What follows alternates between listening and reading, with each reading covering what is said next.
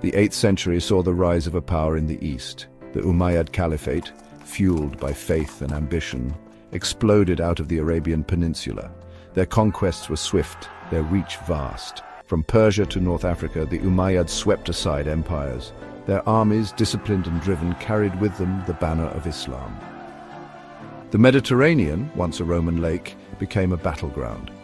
Visigothic Spain fell to the Umayyads, their advance seemingly unstoppable. By 732, they stood poised on the doorstep of Gaul. Their leader, Abd al-Rahman al-Ghafiqi, looked north towards the heart of what would one day be France.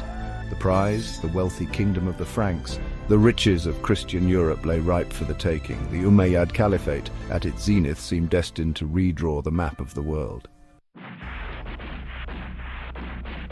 From the south, Abd al-Rahman led his men. Their campaigns had netted them plunder and prestige. They were the inheritors of a martial tradition that stretched back generations. Their victories had earned them a fearsome reputation. Opposing them stood Charles Martel, the de facto ruler of the Frankish kingdoms. A seasoned warrior, Martel understood the threat posed by the Umayyads. He knew the fate that awaited his people should the invasion succeed. Martel rallied his forces. Frankish warriors, heavily armed and eager for battle, answered his call. Theirs was a world of forests and rivers, a far cry from the deserts of Arabia. They were fighting for their homes, their families, their very way of life. The two armies, representing two different worlds, two different faiths, two different destinies, clashed near the town of Tours. Their meeting would decide the fate of Western Europe. The year was 732. The stage was set for a battle that would echo through history. The Battle of Tours was a brutal, close-fought affair. The Umayyad cavalry, renowned for their speed and maneuverability, crashed against the Frankish lines. Martel, however, had chosen his ground carefully.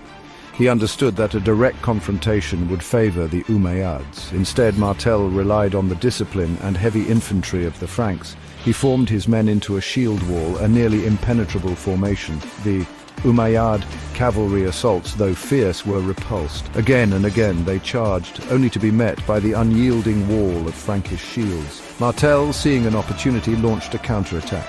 The Frankish infantry, bolstered by their success, surged forward. They hacked their way into the Umayyad ranks, sowing chaos and confusion.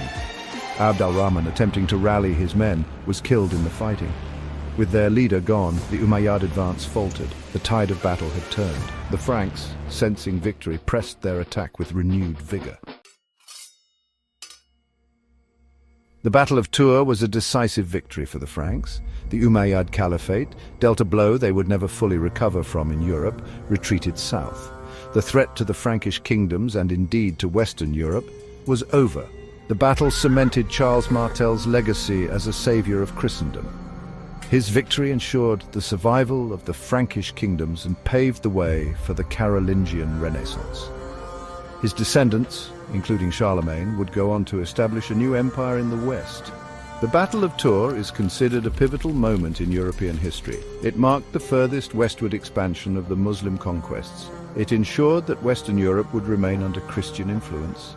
The ramifications of the battle are still felt today, a testament to the enduring power of this clash of civilizations. Please like, share, and subscribe.